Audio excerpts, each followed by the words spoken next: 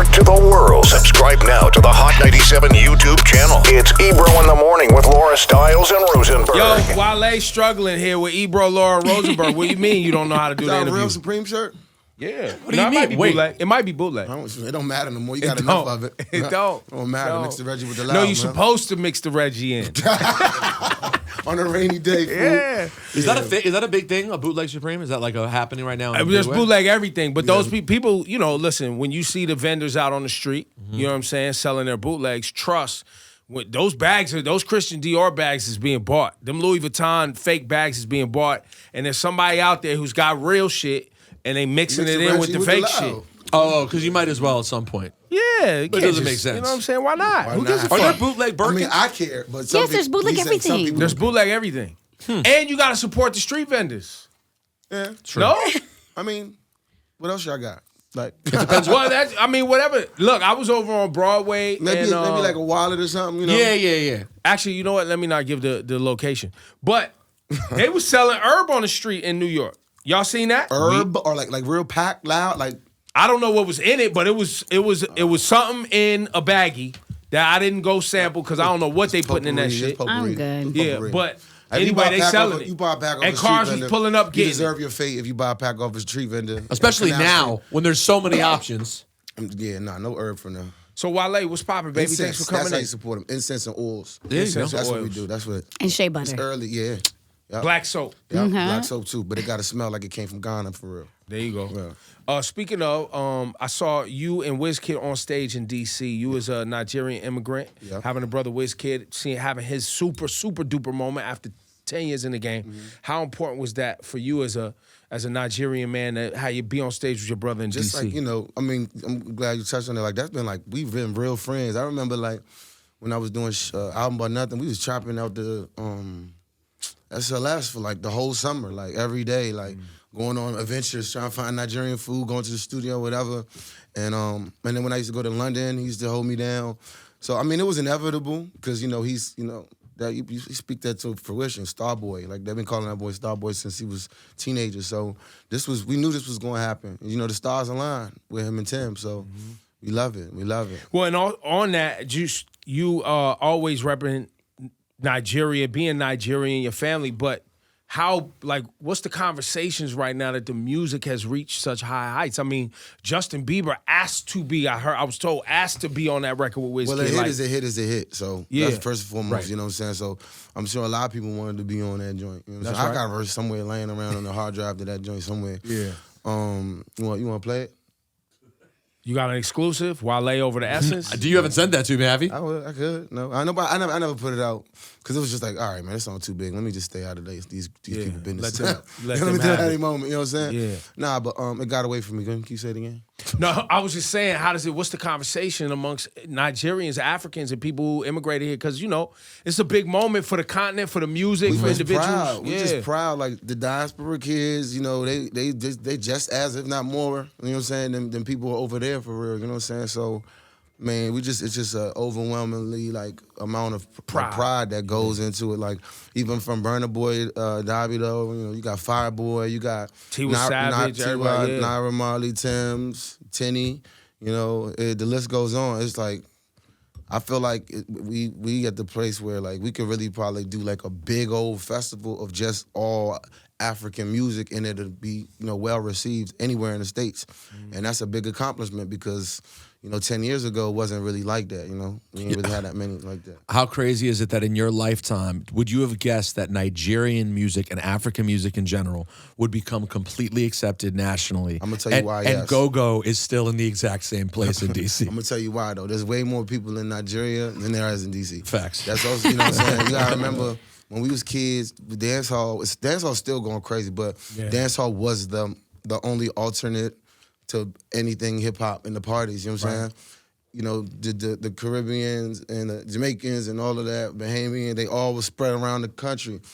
Like around, I'm assuming around like this, like maybe like the mid '70s and moving forward, like a lot of Nigerians migrated to the States, the big cities too, DC, Houston. You know, we like the kids there. You know what I'm saying? And like it's natural. It's a natural thing for it to be so popular because so many of us are spread around the country, and have so much influence. So this wave is just like, it was inevitable. And I kind of knew that was going to happen at some point. Just in sheer numbers. Yeah, just by sheer numbers. And then, the music is undeniable. And you have Caribbean people embracing that music as well, because that's the root, that's right? it, That's all I'm saying. And that stuff is in our blood. That's shit, right. them rhythms and stuff, them patterns, those come from home. You know what I'm saying? So even if you're not, you could be, I'm Black American. I'm not African. Yeah, you are. It's in your blood. That's why you adapt to the music. That's why you like it so much. That's why you feel it. That's why you feel it. Absolutely. And also, it should be noted that they say the smartest, the most scholastically achieved immigrant population is the Nigerian population. Also, that's another stat of doctors and lawyers. But then you look at like Hollywood. We there, you know what I'm saying? Sports. Yeah. I remember last year's draft, or was it the year before last? It was like 10 Nigerians drafted in the first round. You know what I'm saying? Like this time that we're in is inevitable. You know what I'm saying? Like Wizkid doing like arenas in America is not necessarily that much as a surprise to me. You know what I'm saying? Like people was flying to LA from like Chicago to come see him in LA. You know, that's how big a deal. And music industry executives and managers. Yeah. There's been a lot of Nigerians over the last decade that have just been popping up everywhere. And some people knew it was going. Like my man Tenji, Tenji. Like shout out to him. Like he knew this was going to come too. He knew. That's why he signed up all them Nigerians on RCA. Like. This was really inevitable. Well, I knew between Tunji and Tundes, and you mentioned someone named Tunde, and they go, which Tunde? Yeah, I was like, there's a lot of Nigerians. There's like 3 Tundes, man. There's a couple Wale's popping up. There's Wale's out here. Yeah. Tim's manager is named Wale. Really? Yeah. So, okay, speaking of Wale's origins and background, I did a little, there are these cats out of the DMV who have been working on a DC documentary. Right. And they're putting in a lot of work. I'm sure you've talked to them. 6 in them? Yeah. Yeah, yep. So they're working on this DMV documentary, and they came and interviewed me and talked. We talked all about the DC history for hours. And eventually when we got to the part about Wale, I was like, listen, let's just be clear. Wale is hands down the biggest ever out of this region. Right. The most established, beloved DC hip-hop artist of all time. Mm-hmm. Do you ever sort of take that in and process that you have become that? It's such a weird thing with me because, some days I'll be like, yeah, you know what I'm saying? I'm outside and I'll be out Ardmore and then I'll go to the State of the Union, you know what I'm saying, in the same day, and then I'll be at Stadium all in the same day. Or, the mayor come to my show and whatever. Like, some days it's like, yeah, but then some days it's like, man, did the first person really ever get the real, love? You know what I'm saying? Because that's all you want is the adulation from your people first and foremost. So, some days, but more days than not, I'll be like, yeah, you accept it. I'm him. I think I tweeted you a couple of. I'm him. You are him. You are him. A couple of weeks ago because you were on that. I don't think you felt appreciated. I'm like, we just did like. We had Wale Appreciation Day. 40 minutes of Wale appreciation. I appreciate that. And this is without a conversation. No, we just loved it. It was your love single. Your new it was just when Poke It Out came out. Thank you. That's it.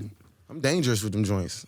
Facts. Yeah, Well, and then you delivered on brand on this album. Yeah. We're gonna get into cuts off Folarin Daily II. Beloved is my fave, even though it's too short. You. I love how everybody says it's too short. That's what you want. I'm playing right into my hands. Yeah. Want more. Yeah. Why? Because, man, you gotta serve people and then they gotta be like, man, where that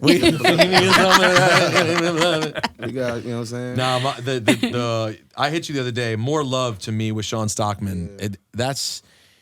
That joint right there, your boy DJ Money did that, right? Thank you, yep, wherever he is. Well, and then not only that, he's not in here, sorry. Not only that, you delivered on Fire and Ice. Yeah. Fire and Ice is crazy, and Caramel. Fire and Ice almost didn't make the album. Why? We ain't had no girls in the studio this time around like that. So, like, I'm making this joint and everybody coming in like, okay, I mean, yeah, you know what I'm saying? Like, so nobody was, But the crazy thing is, I be trying to save some of this information for when I see y'all. Appreciate you. But the crazy thing is, I haven't told nobody this. I don't even know if it's in the credits. But there's a lot of people on that song. Like Lucky Days in the background, and Clemens, Luke James is in the background, Chase Young. Chase Young? Chase is singing on that joint. Wow. What? Chase singing on there. It's a couple of the homies, because I wanted to make it like Jodeci, like singing in the background. So, Lucky's doing the Ice Cold, and Ant is doing the Ice is on fire, and then everybody's doing the main melody. So it was like a little far out there idea that I was thinking. I was like, man, we're gonna be in the video with the Raiders jackets, starter jackets, and the glasses and all Go of that. full Jodeci. Yeah, go crazy Jodeci on there. So, but it almost didn't make it. And what happened was, Ant came to the studio to my second to last day recording. He was like, I was like, man, yeah, I'm gonna just do something else with Fire Nights. He said, nigga, what? You're good. Okay. He was like, what? I was like, nah, man, I don't know if ain't nobody gonna understand this record. He was like, boy. And then like he let 2 other people come in and listen to it. He was like, we not talking no more if this not on the album. Yo, Ant Clemens hit that joint he's on where he's featured extra special. So he's on 2 joints essentially. Yeah, he's on 2. Yeah. Well, I just want to say, and the reason I say it's on brand is because I think we crowned you one of the greatest love song rappers of all time. Is it love song though? Fire Nights ain't a love song. I mean, you're definitely. That joint freaked out for real. I mean, but there's, Joints for the ladies. It's for the ladies. For the ladies. We the call ladies those can love appreciate songs it. joints. If you like ladies, you would like Fire Nights. That's right. I like Fire Nights. It's everybody's song. That's what I'm saying. But you also pay homage to the women. Like, you are very good at making women feel great in your I think records. it's just detail in the writing. Because honestly, I like if I write like songs like More Love, it don't really got nothing. It's just detail. Whenever I write, it's just detail. It's intention. Every line is intentional. Well, even with Poke It Out. Poke It Out's genius because there are all these songs about asses, but the reality is most people don't have an amazing fat ass. Like, that's just not realistic. But it's playful though too though. It's playful. It's for girls with big breasts. Well, listen, no one's feeling bad for the girls with big butts anyway. They're good. So it was nice though. Right. I'm sure there are a lot of girls. I'm sure, believe me, I'm sure you hear from them who are like, "Yo, thanks for acknowledging the skinny girls who don't have a big butt." Right, no, for sure. Well, they just got to poke it out a little bit for And you. that's what he's giving you the method. Yeah, supermodels don't be having no asses. I mean, listen. They can party to it finally. They can have something they can. They have an anthem now. Yeah. And by the way, Cole really came through, man. Yeah. I appreciate you making that song because we don't always get to hear Cole do Have fun. Yeah, swag it out. Like Grumpy he pants. swagged on that Yeah. song. Mr. Grumpy Pants. Nah, but Was he with it though when you came with the concept? He was, man. So you know my man Sean Dickerson and a couple of the homies in LA was like, cause I remember I let a couple homies like hear the original without him on it, and I know Sean was like, man, you should get Cole on that joint. I'm like, man, Cole ain't gonna get on this joint. This joint too. Right, You know, right, he's right. like, all right, okay. So Cole come to the studio, he sees the board with the album, the song titles on it. And I forgot, I think the Twins flexing, Biggs was with me, and Ade was with me, and a couple other people. So I'm playing Cole some of the album. I played like 2 songs, and I think Flex was like, somebody said like, hey, play that Poke It Out jump. I was like, damn, let me play my album first, let me get to that. And I was like, all right, I'm about to play something else. Cole's like, what's Poke It Out? I was like, nah. He was like, no, I want hip hop. He's like, I don't want to hear nothing but Poke It Out. So I was like, all right. Like, can I play 2 more just to like get in the mood? He's like, no, I want to hear Poke It Out. So nigga press play. He heard the dun dun dun dun. He's like, ooh. And I was like, He like a sample. You like the He sample? like a sample. You in it. And then he was like, he said I should put somebody on there. And I was like, okay, that person has a bad attitude, but I don't know. And then he was like, why don't you put this person on there? I was like, he was like, well, I mean, I could do it in the whole studio. Say, yeah, okay, yeah, let's do it right now. This guy said, I mean, I could do it. Yeah. J. Cole, really? Okay. Cole is the master of like, oh my goodness, like me? Yo, not little old me. Like, I'm a B-lister. Okay, Jermaine. How long you guys came in at almost the exact same time. And you were kind of around the same people too. We did the Blueprint 3 tour together. Right, We was Blueprint 3. We was bunkmates. We was always bunkmates. That's when we was always tight, but you know, he saw what I was going through around that time with like Interscope and just like uncertainty and all of that. So, you know, we've been like this like forever, for real. I mean, people forget that first album was phenomenal too. Thank you. Like, you've been very consistent. Yeah. You know what I mean? 7 albums, 13 mixtapes, and 3 compilations. Yeah. And Sheesh. so, and just, do you feel like just now, like sitting here with us, you just said, I'm him. Yeah. Like, when did, you know, I've talked to you periodically Maybe over it's the just last couple years. It might be and- one of them days that I just feel like him though. Tomorrow I might be like, man, you know. But what? I think that's normal. Yeah, for but sure. But like you're a sports fan. Yeah, you're a competitive MC. So there's days where you're not gonna feel your greatest, but there's days in that that music come on and that mic is in your hand and you feel unstoppable. Right, for sure. You know what I mean? Like, hopefully you're having more of those days. Yeah. It's always fun to me when the music is finally out and people can go with it. Cause I ain't gonna lie, I was losing sleep like with the release of this album. I was just like, I don't know, like, you know, cause we lost like 2 or 3 songs because of like mismanagement of sample clearances and stuff that should have been handled. You know what I'm saying? So I was just really uncomfortable. I know for a fact though, the original version of this album would have like been even more like crazy for sure. But you know, the game is the game. Hopefully we can get some things cleared. You know what I mean? And Do a deluxe on the way. hopefully, like if I can do it the way I want to, you know what I'm saying? You seem, though, in my interactions with you over the last year and change, you do seem, correct me if I'm speaking out of school, but you do seem like generally happier and more at ease over the last year than I would say the couple years before I just got to a place where I realized, like, one, are we all just doing our job? We got a couple people that just really not for us or the culture. But like at the end of the day, for the most part, we are all in this little like bubble, this world that only us understand. We all just doing our job, man. Like everybody not out to get everybody. Some people like the salacious stuff and all that, but everybody not out to get everybody. We all just doing our job. I don't really deserve. I'm not entitled to nothing, you know. But how did you get there? How did you get to that? I just think I just broke one day and I was just started laughing like, bro, why do I care? Like, bro, like, you know what I'm saying? Like, you see my car, you see my how much money is in my pocket right now.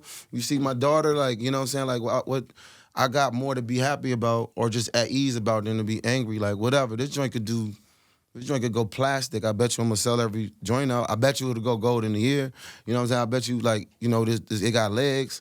So I just gotta run my race and then just like kind of just brush it off. That was the biggest thing I was thinking about before this conversation was how you've carved out a space, a comfortable space for yourself, and you understand your role in the bubble, the ecosystem, the community, the culture, whatever. You know what you're gonna bring, and when you listen to Wale projects, albums, song for song for song, you deliver on so many smart, well-written, articulate, musical elements on every single album, right? That are like, and when you go back to the first album, I think a lot of people, that music holds up. Right. Like it's not, you don't have music that doesn't hold up. Cause I never really chased no sound. You know what I'm saying? Like I don't do like a lot of the stuff a lot of artists do, like to try to stay in the mix. I just be in the studio minding my business. You know what I'm saying? And I write, I make what I want. Like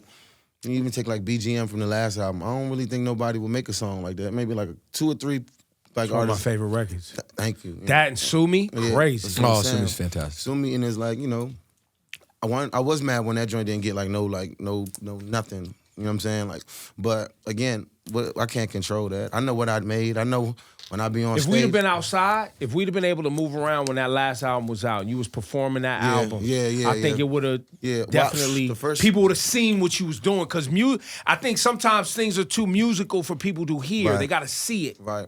And also, unfortunately. Also, there's so much music coming out, man. It's hard to compete with everybody. Like, you know, like Young Thug, Drake, you know, Cole, all these guys are dropping amazing projects. Like, you know, people be having jobs and everything too. Like everybody not in the music business, so it's hard to cut through sometimes, you know.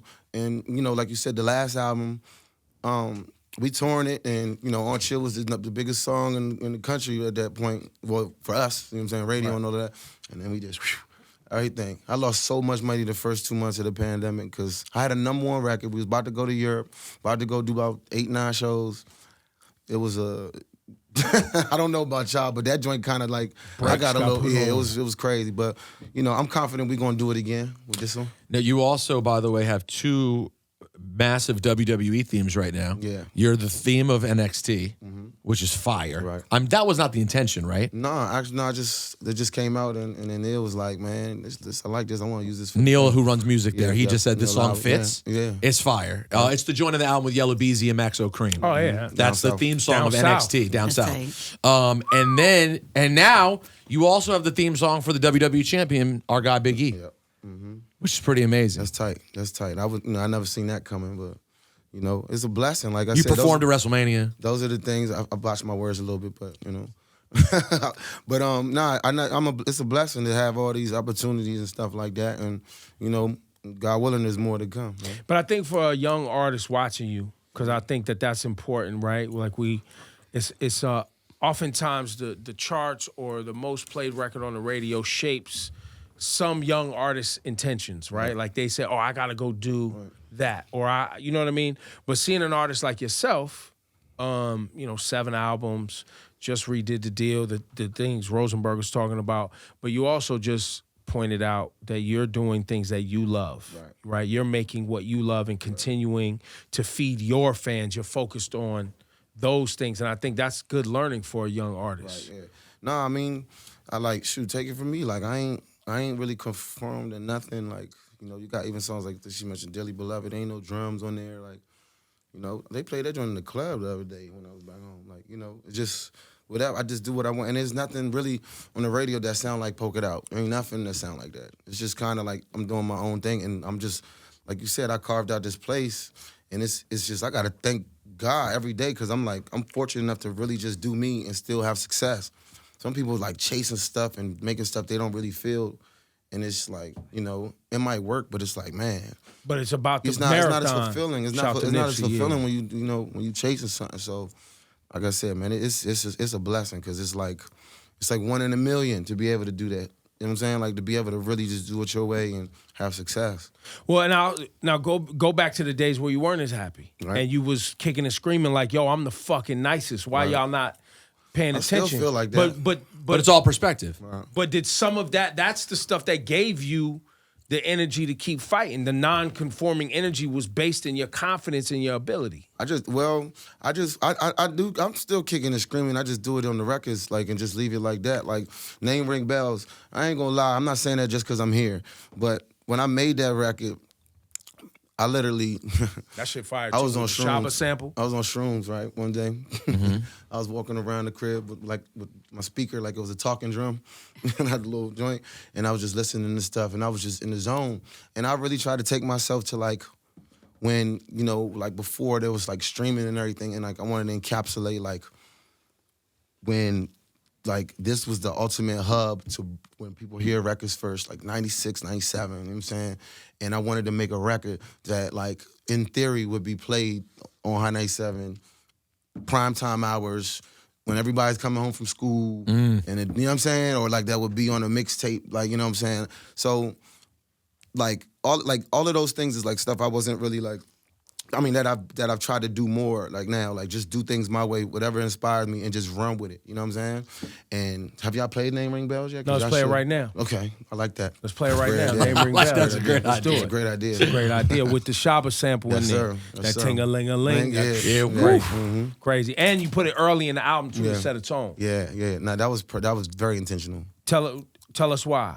I just wanted they had to know how I'm coming. Like, Right. okay, like this ain't again. This don't sound like nothing that's out. It don't sound like nothing. The play on words and New Balances is crazy too. I gotta walk some today too, by the way.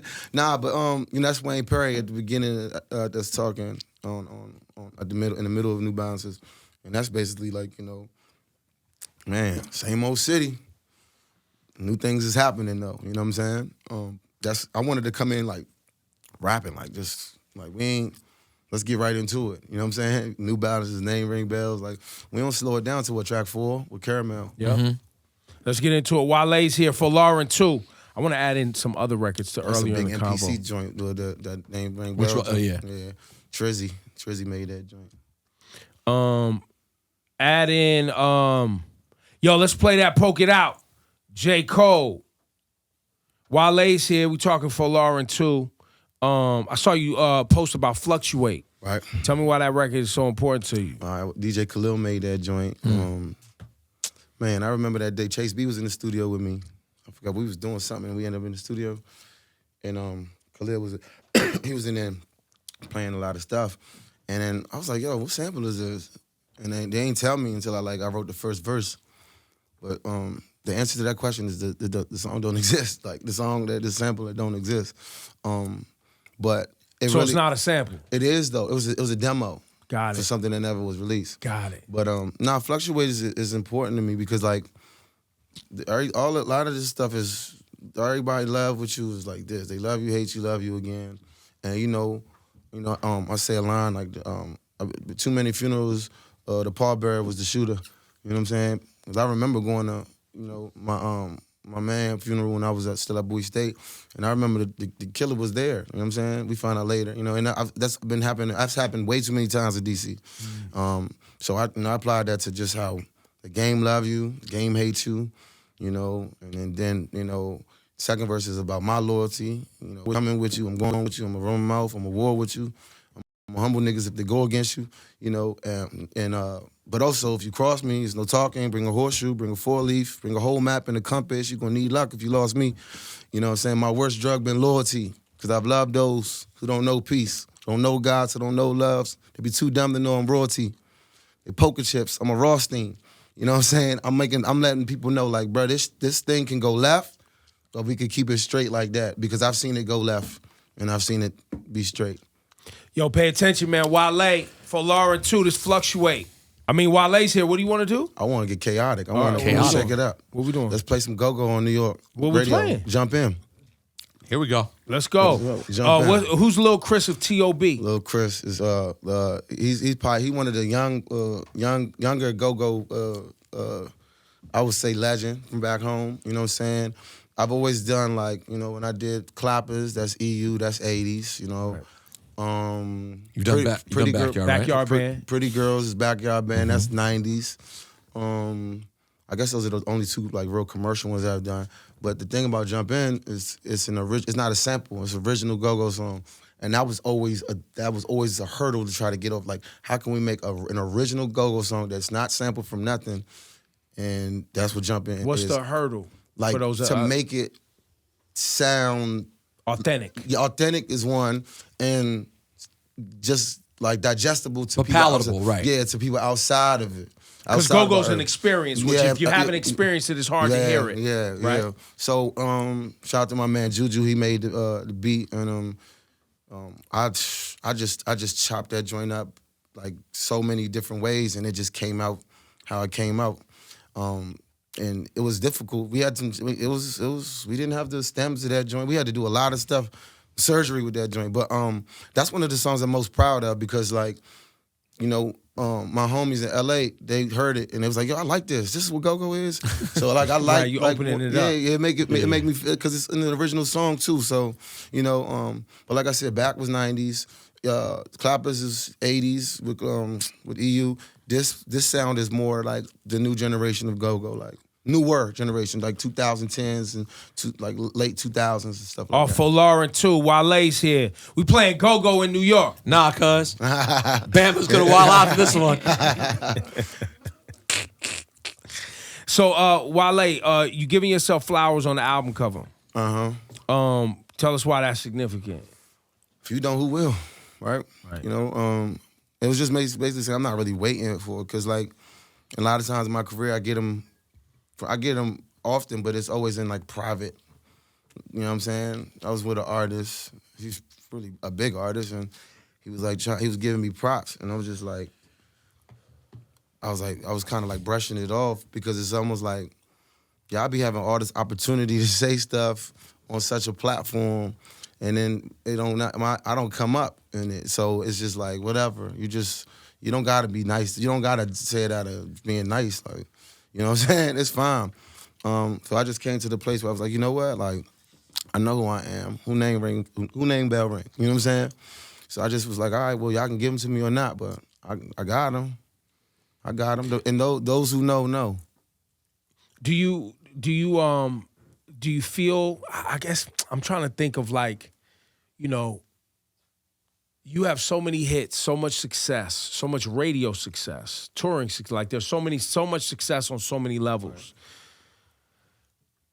It's almost like your music is, at least for me when I experience it, it's it's not a part of the competition of everybody competing. It exists in a space of its own in some way.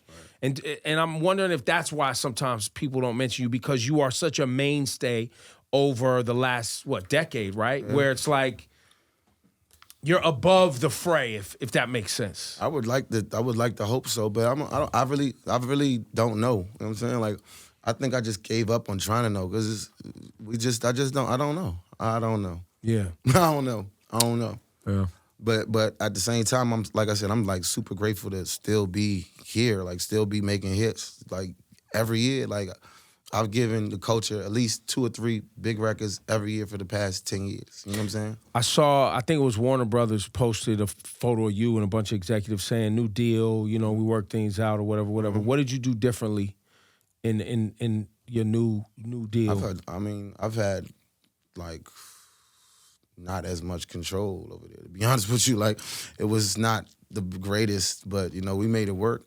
I think what I gained the most from it is just learning to be like, all right, let me just be quiet and you know pick my battles for real. Mm-hmm. You know what I mean? I do understand though because you can focus on the fact that there are other people who are always talked about in these conversations and why not you? Or you could focus on the fact that when you go out in the street, people come up to you and are just like, yo, man, how could I be like Wale? And at a certain point, you're like, man, I'm an asshole if I spend more time thinking about what I could be instead of what these people as human beings, we can't help it, though. We always going you know, play with the fire. You know what I'm saying? Yeah. We're always going to be like, you know, work like kind of concern ourselves with it, even if it's subconscious, even if it's subconsciously. Yeah. We're human beings. Yo, the album's incredible though. Folarin II is out right now. Thank you so Maybe your best, bro. Thank you so much. I mean, you brought a dude. You bring a dude around you with an Eagles jacket. This is what you do. He's lucky to. That's fucking crazy. He might have to walk home. To be Yeah, honest. come on, man. Jesus. Yo, you let that slide, big man? Yeah, come on.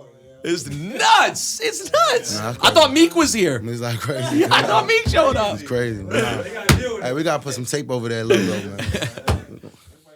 Make that put like Norfolk State on, like Norfolk State. Yo, Wale, we love you, brother. Thank you, Keep man. going. Heavy on the gratitude, man. Thank you very much.